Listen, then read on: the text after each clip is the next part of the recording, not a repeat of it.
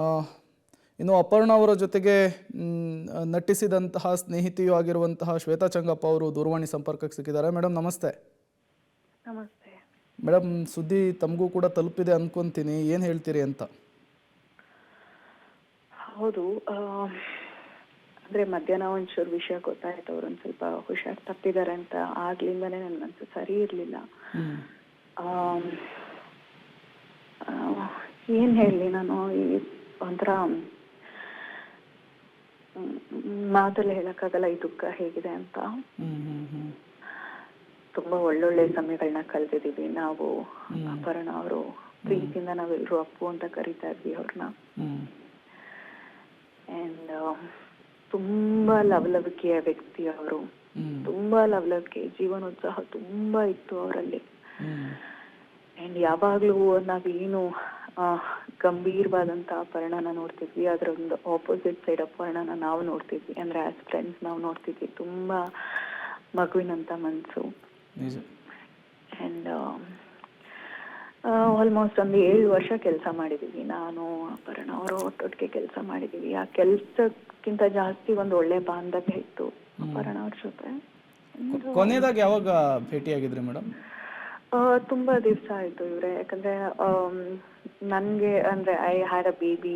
ನನ್ನ ಮಗುನ ನೋಡ್ಕೊಂಡು ಹೋಗೋಕ್ಕೆ ಬಂದಿದ್ರು ಅವರು. ಆ್ಯಕ್ಚುಲಿ ನಮ್ಮ ಮನೆಗೆ ಬಂದಿದ್ರು. We all met.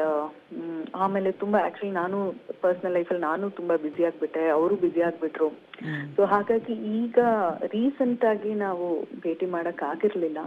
ಬಟ್ ನನ್ನ ಮಗುನ ನೋಡ್ಕೊಂಡು ಹೋಗೋಕ್ಕೆ ಅಂತ ಬಂದಿದ್ರು ಅವರು. ನಮ್ಮ ಮನೆಗೆ ಬಂದು ಊಟ ಎಲ್ಲ ಮಾಡ್ಕೊಂಡು ಹೋಗಿದ್ರು. ಈಗ ನಿಮ್ಮಿಬ್ಬರ ನಡುವೆ ಒಂದು ಒಳ್ಳೆ ಒಡನಾಟ ಇತ್ತು, ಸ್ನೇಹಿತರು ಕೂಡ ಹೌದು. ಈ ಆರೋಗ್ಯ ಸಮಸ್ಯೆ ಬಗ್ಗೆ ಯಾವತ್ತಾದ್ರೂ ಹೇಳ್ಕೊಂಡಿದ್ರ ತಂಬಳಿ? ಇಲ್ಲ, ಅಂದ್ರೆ ಇವಾಗ ಏನು ಮಾಹಿತಿ ಬರ್ತಾ ಇದೆ, ಕ್ಯಾನ್ಸರ್ ಅಂತ ಮಾಹಿತಿ ಬರ್ತಾ ಇದೆ, ಅದ್ರ ಬಗ್ಗೆ ಅವರು ಹೇಳ್ಕೊಂಡಿರ್ಲಿಲ್ಲ. ಬಹುಶಃ ಅವ್ರಿಗೆ ಐ ಡೋಂಟ್ ಥಿಂಕ್ ಅವ್ರಿಗೆ ಅದ್ರ ಬಗ್ಗೆ ಹೇಳ್ಕೊಳಕ್ ಇಷ್ಟ ಇತ್ತು ಅಂತ. ಈ ವಿಷಯದ ಬಗ್ಗೆ ನನಗೆ ಖಂಡಿತವಾಗ್ಲೂ ಐಡಿಯಾ ಇರಲಿಲ್ಲ. ಅಂದ್ರೆ ಅವ್ರ ಕಡೆಯಿಂದ ನನಗೆ ಗೊತ್ತಿರ್ಲಿಲ್ಲ. ಬಟ್ ಊಹಾಪೋಹಗಳು ನನಗೆ ಬರ್ತಿತ್ತು.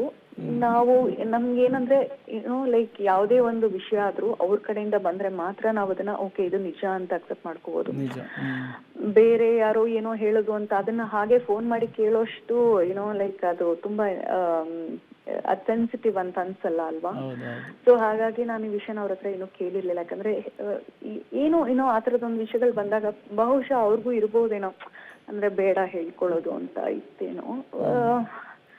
ಬಟ್ ಇವತ್ತು ಅಪರ್ಣ ಅವ್ರನ್ನ ಈ ರೀತಿ ನಾವು ಅಂದ್ರೆ ಇವಾಗ ನನ್ನ ಫೋಟೋಸ್ ಆಗಿರ್ಬೋದು, ನನ್ನ ಫೋನ್ ಇಟ್ಕೊಂಡು ಕೂತಿದ್ದೀನಿ ನಾನು. ಅವ್ರ ಫೋಟೋಸ್ ಎಲ್ಲ ನೋಡ್ಕೊಂಡು ನಾವಿಬ್ರು ಕಳೆದಂತ ಕ್ಷಣಗಳು ಅದನ್ನೆಲ್ಲ ನೋಡ್ತಾ ಕೂತಿದ್ದೀನಿ. I don't know what to say. ಅಂದ್ರೆ ಈ ತರ ನೋಡೋ ತರ ಆಯ್ತು ಅಪರ್ಣ ಅವ್ರನ್ನ ಅನ್ನೋ ತರ ತುಂಬಾ ಹಿಂಸೆ ಆಗ್ತಾ ಇದೆ ಅನ್ನೋ ತರ. ಹೌದು. ಈ ಶೂಟಿಂಗ್ ಸೆಟ್ ಅಲ್ಲೆಲ್ಲ ಹೇಗಿರ್ತಿದ್ರು ಮೇಡಮ್? ಯಾವ ವಿಚಾರಗಳ ಬಗ್ಗೆ ಜಾಸ್ತಿ ಮಾತಾಡ್ತಾ ಇದ್ರು ಅಪರ್ಣ ಅವರು? ಅಪರ್ಣ ಅವರು ಅಂತಂದ್ರೆ ಕನ್ನಡ. ಹೌದು, ಕನ್ನಡದ ಬಗ್ಗೆ ಅವರಲ್ಲಿದ್ದಂತ ಜ್ಞಾನ ಬಹುಶಃ ನಂಗೆ ಗೊತ್ತಿಲ್ಲ. ಅಂದ್ರೆ ನಾನ್ ಲೈವಲ್ಲಿ ಯಾರನ್ನು ಅಷ್ಟು ಹತ್ರದಿಂದ ನಾನು ನೋಡಿಲ್ಲ, ಅಂತ ಜ್ಞಾನಿ ಅವರು. ಬರೀ ಕನ್ನಡ ಅಷ್ಟೇ ಅಲ್ಲ, ಇಂಗ್ಲಿಷ್ ಬಗ್ಗೆನೂ ಅವ್ರಿಗಂದ್ರೆ ಆ ಒಂದು ಪ್ರಬುದ್ಧತೆ ಇತ್ತು. ಭಾಷೆ ಬಗ್ಗೆ ಆ ಪ್ರಬುದ್ಧತೆ ಅವರಲ್ಲಿ ಜಾಸ್ತಿ ಇತ್ತು. ಅವ್ರ ಹತ್ರ ಮಾತಾಡಿದಾಗಲೇ ಒಂಥರ ಖುಷಿ ಆಗುತ್ತೆ. ಯಾಕಂದ್ರೆ ನಾವು ನೋಡಿರೋ ಪ್ರಕಾರ ಐ ಥಿಂಕ್ ಒಂದು ಮೊದಲನೇ ನಿರೂಪಕಿ ಅನ್ಸುತ್ತೆ ಅವರು. ಆಗಿಂದ ದೂರದರ್ಶನ ಕಾಲದಿಂದ ಇರುವಂತ ಎಲ್ಲಾ ನಿರೂಪಕರಿಗೂ ಒಂದು ಮಾದರಿ ಅವರು, ಒಂದು ಇನ್ಸ್ಪಿರೇಷನ್ ಅಂತಂದ್ರೆ ಅಪರ್ಣ ಅವರು. ಯಾರಾದ್ರೂ ಈಗ ಆಕ್ಚುಲ್ ಆಂಕರ್ಗಳು ಯಾರಾಗ್ಬೇಕು ಅಂತಂದ್ರೆ ಅಪರ್ಣ ಅವ್ರನ್ನ ತೋರಿಸಿಲ್ಲರು ಆ ತರ ಹೆಸರು ಮಾಡ್ಬೇಕು ಅಂತ. ಅವ್ರನ್ನ ತುಂಬಾ ಹತ್ತಿರದಲ್ಲಿ ನೋಡಿದಾಗ ಅವರ ಒಂದು ಅಂದ್ರೆ ಅವ್ರು ನಡೆಸ್ತಾ ಇದ್ದಂತ ಒಂದು ಕೆಲವೊಂದು ಇವೆಂಟ್ಗಳು, ಈಗ ದೊಡ್ಡ ಇವೆಂಟ್ಗಳು ಅಂದ್ರೆ ರಾಷ್ಟ್ರಪತಿ ಅವ್ರದ್ದಾಗಿರ್ಬೋದು, ಪ್ರಧಾನಮಂತ್ರಿ ಅವ್ರದ್ದು, ಅದ್ರದ್ದೆಲ್ಲ ಒಂದಷ್ಟು ಹೇಳೋರವರು ಈ ತರ ಇರುತ್ತೆ ಅಂತ. ಅದನ್ನ ಕೇಳೋದಕ್ಕೆ ಖುಷಿ ಆಗ್ತಿತ್ತು. ಏನೋ ಎಲ್ಲಾರ್ಗೂ ಆ ಒಂದು ಅವಕಾಶ ಸಿಗಲ್ಲ ಅಂತದ್ರಲ್ಲಿ ಈ ಒಂದು ಮಹಿಳೆ ಅಂತ ದೊಡ್ಡ ಕಾರ್ಯಕ್ರಮಗಳನ್ನೆಲ್ಲ ಲೀಲಾಜಾಲವಾಗಿ ನಡೆಸ್ಕೊಡ್ತಿದ್ರು. ಅದು ತುಂಬಾನೇ ಕಷ್ಟ ಆ ತರ ಇರೋದು. ಬಟ್ ತುಂಬಾ ಸಿಂಪಲ್ ವ್ಯಕ್ತಿ. ನಾವು ವೇದಿಕೆ ಮೇಲೆ ನೋಡೋ ಅಪರ್ಣ ಇವರ ಅನ್ನೋಷ್ಟು ಸಿಂಪಲ್ ವ್ಯಕ್ತಿ ಅವರು. ಏನ್ ಹೇಳಿ, ಅವ್ರು ಶೂಟಿಂಗ್ ಅಲ್ಲಿ ತುಂಬಾ ಜೋವಿಯಲ್ ಆಗಿರ್ತಿದ್ರು. ತುಂಬಾ ಅಂದ್ರೆ ನಾವು ಅನ್ಸ್ತಾನೆ ಇರ್ಲಿಲ್ಲ ಅವರು ಒಂದು ದೊಡ್ಡ ನಿರೂಪಕಿ, ದೊಡ್ಡ ಆಕ್ಟ್ರೆಸ್ ಇವ್ರು ಅಂತ ಅನಿಸ್ತಾನೆ ಇರ್ಲಿಲ್ಲ. ಮಕ್ಕಳಾಗಿರ್ತೀವಿ ನಾವೆಲ್ಲ ಒಂದಷ್ಟು ಜನ ಸ್ಟೇಜ್ ಶೇರ್ ಮಾಡ್ಕೊಳ್ತಿದ್ವಿ. ನಾವು, ಮಂಡ್ಯ ರಮೇಶ್ ಅವರು, ಕುರಿ ಪ್ರತಾಪ್ ಅವರು, ಒಂದಷ್ಟು ಜನ ಒಟ್ಟಿಗೆ ಎಷ್ಟೋ ವರ್ಷಗಳು ಕಾಲ ಕಳೆದಿದ್ದೀವಿ. ಸೊ ಒಂಥರ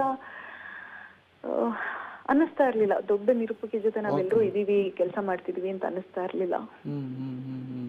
ಓಕೆ, ಥ್ಯಾಂಕ್ ಯು ಶ್ವೇತಾ ಅವರೇ, ಪಬ್ಲಿಕ್ ಟಿವಿ ಜೊತೆ ಮಾತನಾಡಿದ್ದಕ್ಕಾಗಿ.